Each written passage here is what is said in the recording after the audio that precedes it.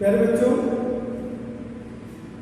आप सभी नव प्रवेशित छात्र छात्राओं का वाणिज्य की कक्षा में मैं डॉक्टर कौशल किशोर तिवारी आप सभी का स्वागत करता हूँ। आज आपके सामने वाणिज्य विषय के संदर्भ में वाणिज्य एक परिचय टॉपिक लेकर के उपस्थित हुआ हूँ। प्यारे बच्चों, आप इस विषय को चयन करने के पूर्व जरूर अपने सहयोगियों से, मित्रों से, बुजुर्गों से चर्चा किया। इस विषय के प्रति आपकी समझ को विकसित करने के लिए यह मेरा परम कर्तव्य था कि मैं आपके सामने इस विषय का परिचय लेकर के उपस्थित हूँ। है चूँकि आपके विषय वस्तु में या पाठ्यक्रम में आप ढूंढेंगे तो कहीं नहीं मिलेगा, लेकिन जिस विषय को आप पढ़ने जा रहे हैं उस विषय के प्रारंभिक जानकारी, उस विषय का कॉन्सेप्ट आपको स्पष्ट होना चाहिए। आपके पढ़ने के पूर्व इन बातों को कि वाणिज्य को क्यों आप पढ़ते हैं, इस प्रश्न का जवाब आपको मिलेगा। वाणिज्य क्या है आज आप जान जाएंगे, समझ लेंगे, सीख लेंगे। और तीसरी जो महत्वपूर्ण बात आप सीख पाएंगे वो ये है कि वाणिज्य में क्या क्या सम्मिलित होते हैं। उद्देश्य क्या है कि जिस वाणिज्य विषय को आप पढ़ने के लिए, समझने के लिए, सीखने के लिए उपस्थित हुए हैं, उस विषय की अवधारणा अर्थात कॉन्सेप्ट को आज आप भली भांति समझ पाएंगे। विषय के जो घटक हैं, जो कंपोनेंट्स हैं, उनको भी आप आज की कक्षा के बाद सीख सकते हैं, समझ सकते हैं। और अगर इतना सब आप कर पाएंगे तो अपने सीखने के आधार पर, समझने के आधार पर आप इस विषय की तुलना अन्य विषयों जैसे गणित, भूगोल, नागरिक शास्त्र, इतिहास इत्यादि से कर पाएंगे। अब आते हैं हम एक जो प्रकरण है, एक जो थीम आपके सामने हमने प्रस्तुत किया है कि वाणिज्य का जन्म व्यापार से हुआ है। इसमें व्यापार एक ऐसा शब्द है जिससे आप लोग सुने होंगे, परिचित होंगे। अपने आसपास गांव मोहल्लों में व्यापार करते हुए व्यापारी को, जो व्यापार करता है उसे व्यापारी कहते हैं, उनको आप जाने समझे। और ये बड़ा इम्पोर्टेंट शब्द है, इसको जब आप समझ लेंगे तो वाणिज्य समझ लेंगे। व्यापार, जैसा कि वाणिज्य का हमने कहा कि जन्म किससे हुआ है, तो आप कहेंगे व्यापार से हुआ है। तो व्यापार फिर है क्या? हम आपको इसके बारे में डिटेल बताने जा रहे हैं। वस्तुओं और सेवाओं, अगर हम इस बात को इंडिकेट करें, साधारण बोलचाल की भाषा में लोग जब आप किसी से पूछे होंगे इस कक्षा में प्रवेश करने से पहले, तो यही वो कहा होगा कि वस्तुओं और सेवाओं का क्रय विक्रय ही वाणिज्य है। बड़े सिंपल शब्दों में आप किसी से पूछे होंगे तो ये जनरल सी बातें लोग उपयोग में लाते हैं। लेकिन चूंकि आप विषय पढ़ने जा रहे हैं, इसको समझने की आवश्यकता है आपके लिए कि आप उस साधारण बोलचाल की भाषा को आपको विशेष बनानी है कि वो क्या है। तो हमने इसमें दो बातों को, या कोई भी बताता होगा तो दो बातें वस्तुओं और सेवाओं की। जैसा कि वस्तुएं आप जानते हैं वो आपके खाद्य पदार्थ से लेकर के सौंदर्य प्रसाधन की, मनोरंजन की तमाम वस्तुएं हो सकती हैं। सेवाओं में आप डॉक्टर के पास जाते हैं, वकील के पास जाते हैं, शिक्षक के पास जाते हैं, सेवाएं आप लेते हैं। तो ये सभी भी, ऐसा नहीं कि हम उनको छोड़ दिए, वो वाणिज्य के हिस्सा नहीं है, वो भी इसमें सम्मिलित किए जाते हैं। तो वस्तुओं एवं सेवाओं के क्रय विक्रय से साधारण अर्थों में लोग इसका अर्थ लगाते हैं। हम आपको एक संक्षिप्त फार्मूला के माध्यम से, एक संक्षिप्त सूत्र के माध्यम से स्पष्ट करना चाहेंगे, और वो है कि C बराबर T प्लस A। ये बड़ा आसान सा फार्मूला है जिसे आप याद कर सकते हैं कि कॉमर्स को आप C बराबर T प्लस A से आप इसे परिभाषित कर सकते हैं। यह फार्मूला को अब मैं स्पष्ट करने जा। तो हम बात कर रहे थे कि C बराबर T प्लस A। इस फार्मूला को जब आप याद कर लेंगे तो बड़ा आसानी से आप किसी को भी बता सकते हैं कि वाणिज्य होता क्या है। C अगर इसको हम इंडिकेट करते हैं तो कॉमर्स अर्थात वाणिज्य, T बराबर ट्रेड अर्थात व्यापार, और A बराबर एड्स टू ट्रेड यानी व्यापार के सहायक। अब हम इसमें ट्रेड की बात करें, व्यापार की बात करें, तो व्यापार में वस्तुओं और सेवाओं के क्रय विक्रय अर्थात वस्तुओं एवं सेवाओं के क्रय और विक्रय को हम व्यापार कहेंगे। लेकिन यह व्यापार केवल क्रय विक्रय तक ही सीमित नहीं होता है, और उसी केवल क्रिया से केवल क्रय कर लिया और विक्रय कर लेने मात्र से ही व्यापार कंप्लीट नहीं होता है बच्चों। तो फिर करते क्या है, तो हम इसके जो सहायक हैं अर्थात एड्स टू ट्रेड, व्यापार के सहायक। अब आपको ये, आपके दिमाग में ये बात आ रही होगी कि यार कौन सी चीज़ें हैं जो उसको सहायता करते हैं। हमारे यहाँ तो मैं देखता हूँ कि दुकानदार जो है, व्यापारी जो है, वो गया और वस्तु को खरीद करके ले आता है, दुकान पर रख देता है और उसके बाद वो बेचने लगता है। वो व्यापारी भी है, वो व्यापार भी कर रहा है, तो वो वाणिज्य।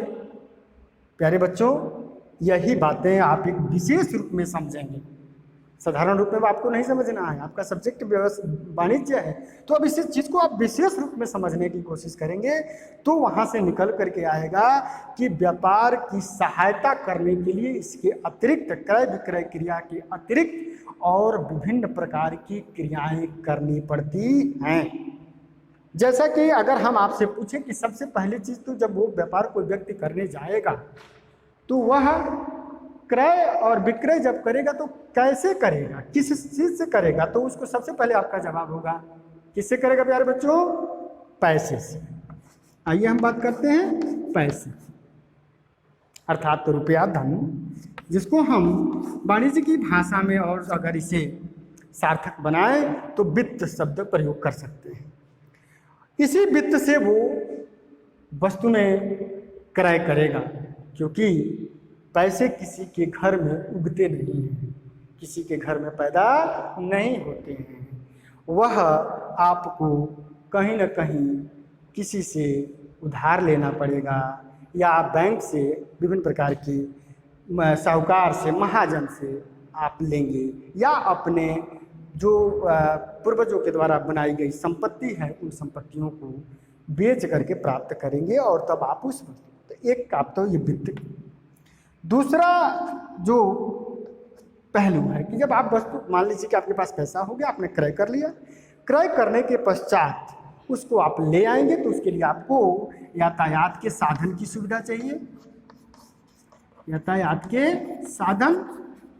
अब उसे आप किसी डिलीवरी वैन से, किसी मोटर गाड़ी से, जिससे भी आप उपलब्ध कराएंगे तो ये भी सहायता आपको कर रहा है, ये भी सहायक हुआ। तीसरी चीज, जब आप उसको ले करके आएंगे तो उसको भंडारण करेंगे, कहीं ना कहीं आप उसे रखेंगे, क्योंकि आप ऐसा नहीं है कि आज गए और सामान आज लेकर के आए और कल शाम को बेच दिए, बच जाता है। या रोज का अगर आपका कारोबार है तब तो भंडारण की जरूरत नहीं पड़ेगी, लेकिन अगर आप बड़े व्यापारी बनेंगे तो ज़्यादा से ज़्यादा माल मंगाएंगे तो उसको भंडारण करने की ज़रूरत पड़ेगी। तो यातायात, उसके बाद अगर आप भंडारण कर लिए तो अब आपको ज़रूरत पड़ेगी कि पुनः माल मंगाने के लिए आप अपने दूसरे व्यक्ति से, तीसरे व्यक्ति से आपको कंसल्ट करना पड़ता है, उससे बात करनी पड़ती है, ऑर्डर देंगे, ऑर्डर लेंगे, ये प्रक्रिया करती है। और ये चीज़ें आप जो है कम्युनिकेशन, आप जब तक कम्युनिकेट नहीं करेंगे, उसे संवाद स्थापित नहीं करेंगे, अर्थात संचार की जरूरत पड़ेगी। एक दूसरे से वार्तालाप करेंगे पत्र पत्रिकाओं के माध्यम से या मोबाइल के माध्यम से या आजकल इंटरनेट ईमेल के माध्यम से, जैसे भी आप बात करना चाहेंगे आप उससे कम्युनिकेशन स्थापित करेंगे, जिससे कि आपका समय समय पर आपके क्रय विक्रय संपादित हो सकें। अन्यथा आज आपने माल मंगाया, कल के लिए आपने ऑर्डर बुक नहीं किया तो माल खत्म हो जाएगा, फिर आप बेचेंगे नहीं। तो व्यापार तब ये सहायता करता है आपके व्यापार के क्रियाकलाप को संपादित करने के लिए। और उसके बाद एक और महत्वपूर्ण चीज़ मैं आपको यहाँ बता देना चाहता हूँ, क्योंकि सहायक क्रियाओं में तो लंबी लाइन है, लेकिन कुछ मुख्य चीज़ें जो आपको जाननी है। आप धन की व्यवस्था करते हैं, यातायात की व्यवस्था करते हैं, भंडारण करते हैं और वस्तु को बेचने के लिए जो भी प्रयास करते हैं, आप विपणन की क्रियाकलाप भी करते हैं, अर्थात वस्तु के क्रय विक्रय के लिए जो भी युक्ति आपको लगानी होती है तो विपणन की क्रियाकलाप को संपादित करते हैं। इसके बाद व्यापार जोखिम से अलग नहीं होता है। जोखिम वहन करने के लिए एक अलग से संस्थाएं काम करती हैं, उसकी भी सहायता आपको लेनी पड़ती है, क्योंकि अगर आप नहीं लेते हैं और इन केस आपका व्यापार डूब जाता है, कहीं आपका माल क्षतिग्रस्त हो जाता है, आग लग जाती है, आजकल बाढ़ का समय है, बाढ़ में ट्रक फंस गया, माल डूब गया, नष्ट हो गया, तो फिर आपका व्यापार बंद हो सकता है। ऐसे परिस्थिति में उस व्यापार के लिए हम बीमा की भी सहायता लेते हैं। तो बिना बीमा कराए आप अपना व्यापार को आगे तक संचालित नहीं कर पाते हैं। अतः ये तमाम ऐसी सहायक क्रियाएं हैं, अभी बहुत लंबी क्रियाएं हैं प्यारे बच्चों, जो कि आपको कंटेंट में मिल जाएंगे, लेकिन ये कुछ महत्वपूर्ण चीज़ें हैं जो मैं आपको समझाना चाहता था। अब इसके आधार पर आप लोग काफ़ी चीज़ समझ लेंगे कि ये सारी चीज़ें जो व्यापार को सहायता करती हैं।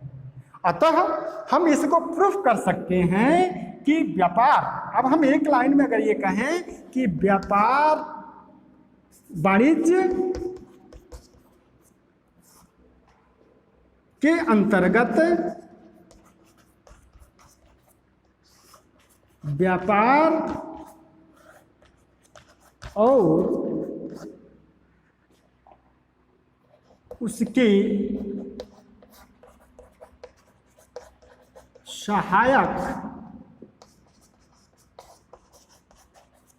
क्रियाओं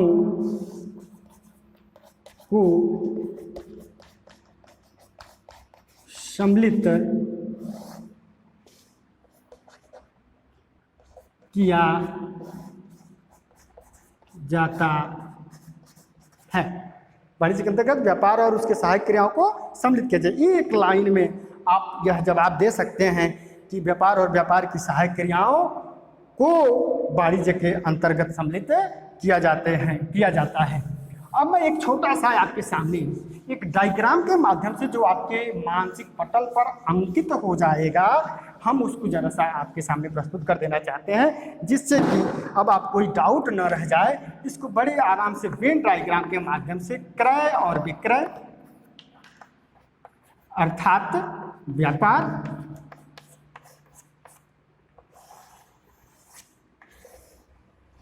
इस व्यापार को सहायता पहुंचाने वाले जो क्रियाकलाप हैं, बीमा, बैंक जहां से आपको वित्त प्राप्त होंगे, संचार,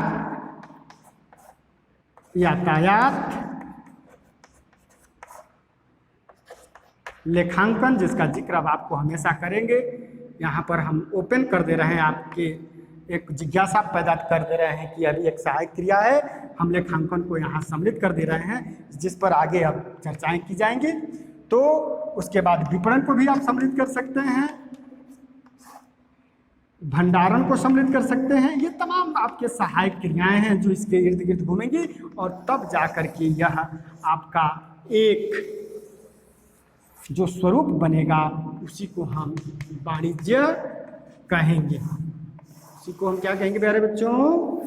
वाणिज्य कहेंगे। ये वेन डायग्राम से आप कुछ बच्चे ऐसे होते हैं जो डायग्राम को भी समझते हैं, तो बड़े आसानी से आप समझ सकते हैं क्रय विक्रय, व्यापार की क्रिया और उसके चारों तरफ सम्मिलित होने वाली चीज़ें और उन्हीं जो सहायता पहुंचाती हैं उनको हम वाणिज्य कहते हैं। तो प्यारे बच्चों, वाणिज्य के विषय में आपको बताने के पश्चात यह बताना जल्दी आवश्यक है कि वाणिज्य विषय को आपके कक्षा के लिए 4 भागों में विभाजित करके और आपको पढ़ाया जाएगा, सिखाया जाएगा। ये 4 भाग आपके सामने हैं। खंड 1 बही खाता, अर्थात पुष्पपालन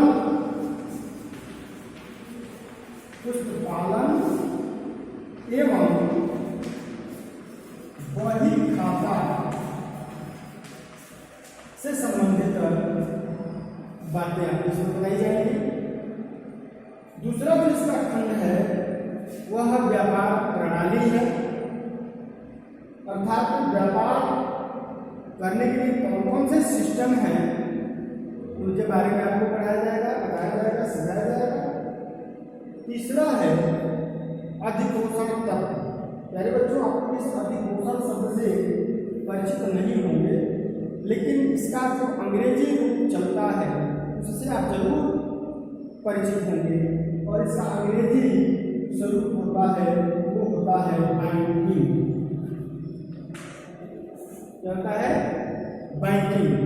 जो आप सुनते होंगे बैंक, तो उस बैंक की जो प्रक्रियाएं हैं उसके बारे में आपको, या बैंक क्या है, बैंक की प्रक्रियाएं हैं कैसे पूरी की जाती हैं, तमाम जानकारी आपको इस खंड के तहत दी जाएगी। अगला है अर्थशास्त्र। प्यारे बच्चों, अर्थशास्त्र के अंतर्गत मनुष्य की आर्थिक क्रियाओं का अध्ययन किया जाता है और जिसका उपयोग वह अपने व्यापार और व्यापार की सहायक क्रियाओं के लिए करता है। तो वाणिज्य विषय के अंतर्गत आप इन 4 खंडों में विभक्त विषय वस्तुओं का आप अध्ययन करेंगे। इसी के साथ यह वाणिज्य विषय का जो परिचय है वह समाप्त होता है। अब मैं उम्मीद करता हूँ आप वाणिज्य विषय से भली भांति परिचित हो चुके होंगे। बहुत बहुत धन्यवाद।